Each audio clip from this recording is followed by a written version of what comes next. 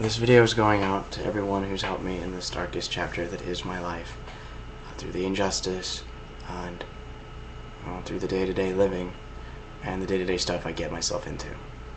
So I'd like to thank everyone, starting with my mom. Mom, thank you for loving me and being a wonderful mother and helping me over and over and over again when I'm already an adult and shouldn't need your help. But here I am and here you are, and I'm so glad that you're my mom and I love you. I'd like to thank my uncle for helping me, my aunt for helping me. I don't want to use any names because I don't want everyone to feel connected, or I don't want people to be sought out because they know me or something. So I'll use various nicknames, and those of you who will get them, you know who you are.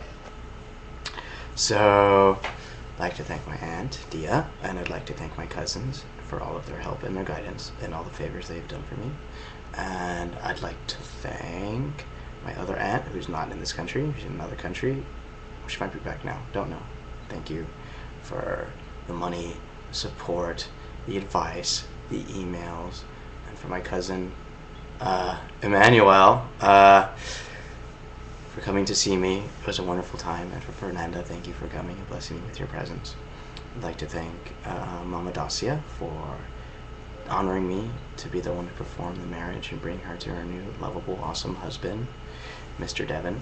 And Grandpa Michael, it was amazing to meet you. You're a hilarious man. And the kids, whose names I do not remember, for there are many of them. I'd like to thank Mr. Millen, because he has, pretty much carried me on his back through all of this, through a lot of it, pushed me to keep going, and been on me, and been helpful, and worked like his life around me in very many ways. And so, thank you. I really appreciate that. I'd like to thank the Coppertone for just being awesome and understanding my difficult times and being there for advice when I really needed it, and for giving some pretty good advice nearly all of the time. It's a shame that we cannot convince Zalman to listen to you. And Zalman, thank you for being awesome and for being susceptible to my evil intentions to corrupt your life. It has been great. To Wiseman, thank you for being you. I appreciate the fact that you trusted me on certain things. I mean, I don't know what your level of trust is to me. I didn't get to know you or hang out with you as much as I would have liked to. But you were there for me when I needed you. And, you've been helpful and you did all these favors for me, and I really appreciate it. And I think with you and with Zalman, I can tell you that probably the most difficult part of my time free this past couple months is that I've had to try and fight with and struggle with the fact that I have a family who loves me very dearly, and I have friends who love me very dearly, and I have God and Judaism who love me very dearly. And I've had to fight and struggle with all three, and they're all three trying to take over. Not that it's bad, that any one of them is bad, but it's like last night I have my friends who want to take me out drinking, and then I have synagogue this morning, and then I have my God who's upset at me because I was so drunk I forgot to pray. And it is just this conflict of who do I dedicate more time to, because everyone loves me and everyone wants to be there for me. And I think that is what makes Judaism very important, and I think that's what the fact of the name of Israel is so very important, because it means he who struggles with God, as in we should always be struggling with God. We should not have some blind adherence, some arbitrary rules, because if you follow these set rules so that way you don't struggle, so that way you're so afraid to violate, then there's no struggle. You're just complacent. And I don't think that's what God intends. But then again, I don't know God. I think you might have given me your cell phone number one time. I forgot it. So it's just my 2 cents. And I can see that you guys are struggling, and I think that's the best thing in the world, because it keeps you on your toes, it keeps you dedicated, and it keeps you learning. And that's wonderful. And I hope that never changes about you guys. For Josh, for having an awesome dog, and for getting me drunk at 10 in the morning after shul. Thank you so much. For Carrie, because of our awesome Vegas trip, and for being there, and for making me laugh when, God, it feels like I don't have very much to laugh about these days.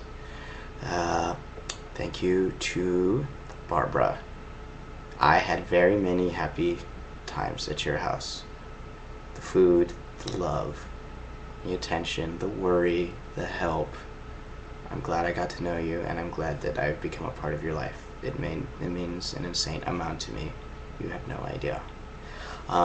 To Rabbi Hanoka, you are awesome. You're just awesome. I mean, yeah. Thank you for putting up with me and all the things that I do, and for not really knowing as much Judaism as I probably should, but I really wasn't raised that way. Thank you for your help and your assistance, for also keeping on me with the attorneys and with everything, and with offering your help, your advice, for being there for my phone calls if I was having issues, I didn't know what to do, what would be the right decision, the right moral decision, the right ethical decision. Thank you for helping me to get to Tefillin. Thank you for all the food. You have no idea how many times, thanks to you and your wife and your family, I have eaten when I otherwise would not have. And I would not have felt love and been accepted if I wasn't allowed to go to your house. I am very, very honored that I got to meet everyone. Rabbi Pinson, the same way. Your wife, the Rebbitzins, both Rebbitzins, just amazing people. The kids, kind of violent, a little painful, but, you know, still love them. Label, you probably won't see this because you don't know what's going on with me, but, you know, thank you for breaking my back at your bar mitzvah. It was very much appreciated. Who else? I'd like to thank my friends Lauren and Andrew and John and, come on, I have more Gentile friends, and Leslie and Sarah and Heather and Megan and Natsu and James and Austin, and the list is going to go on, and Brian and Judy and Joyce, and if you're seeing this, you belong in this list. I can't keep naming people. I'll be here all day, and I'm going to forget someone, and that someone's going to feel left out, and it's going to be my fault. So, all of my friends, thank you so much. The time, the good times, the going out of your way, the sacrificing what you might want, or your money, or your time, because you know who I am, and you love me, and the dedication that you've all shown me throughout all of this is absolutely amazing. And thank you. I cannot thank you enough. And, well, maybe if you guys write me, I'll send you money more thank yous, but I'll see what happens. Yeah, I mean, I guess that's really about it. I'm sorry that I have to leave you all for such a long amount of time. I've always been very whimsical about my actions, and, you know, sometimes I get in trouble, but it's never out of any, like, ill will or ill intent. And it's been so surprising to me that things have turned out the way they have, and that a crime with no criminal intent, with no evil inclinations, can cause such irreparable damage and destroy, like, my happiness in such a way.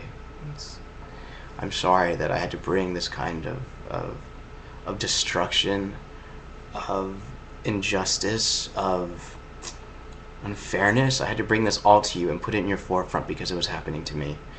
I'm sorry for all of the problems that you had to deal with on my behalf. I'm sorry that you're sad that I'm leaving.